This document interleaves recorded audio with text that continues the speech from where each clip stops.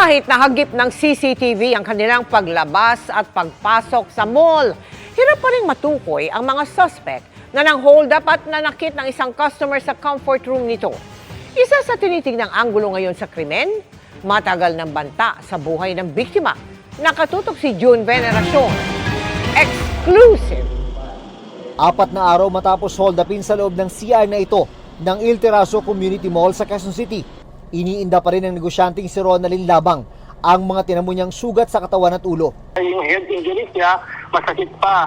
Gusto ko niyang magpa-confine ulit dito sa hospital sa lugar na kung saan ko siya tinago. Hirap ang pulisya sa pagtukoy sa suspect na ayon sa biktima ay armado ng patalim at posibleng may baril umano. May suot kasi siyang cap, sunglasses at mask sa mga kuha ng CCTV pagpasok at paglabas niya ng mall.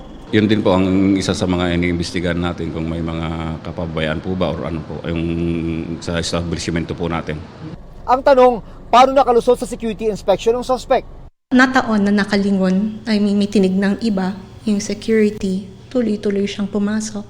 I don't think there's a security that's foolproof, but we are trying to improve. Base sa incident report, bandang 12:05 ng tanghali nung Huwebes, nang pumunta rito sa area ng mga comfort room ang biktima. Pero hindi siya rito napunta sa CR ng mga babae, kundi dito sa comfort room ng mga lalaki. Segundo lang ang lumipas, sinundan siya ng suspect papasok sa loob. At makaraan ng mahigit 2 minuto, lumabas ang suspect at casual na tumakas palabas ng mall. Walang nakarinig sa sigaw ni Ronaldin dahil madalang ang tao sa 3rd floor kung nasaan ang CR. Akala ko nga po is for babae yon yung sa napasukan ko.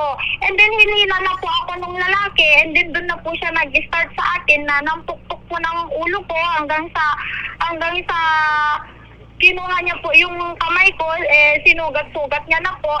Inabot pa ng 20 minuto bago natagpuan ng roving security si Ronaldin sa cubicle at maisugod sa ospital. While we are deeply concerned about what transpired, it's essential to note that such occurrences are unprecedented for us. Our heartfelt thoughts are with those affected. Nakatutok pa rin ang pulisya sa anggulong robbery dahil 2 cellphone ng biktima ang tinangay ng suspect. Pero sabi ng pamilya ng biktima, matagal na raw may nagbabanta sa kanilang buhay at negosyo ang nakikita nilang dahilan. Lumabas sa investigasyon ng pulisya na may kasabwat ang suspect. Patuloy ang follow-up operation ng mga pulis para matukoy ang suspect at isa umano niyang kasabwat. Para sa GMA Integrated News, June Veneracion, Nakatutok, 24 Oras.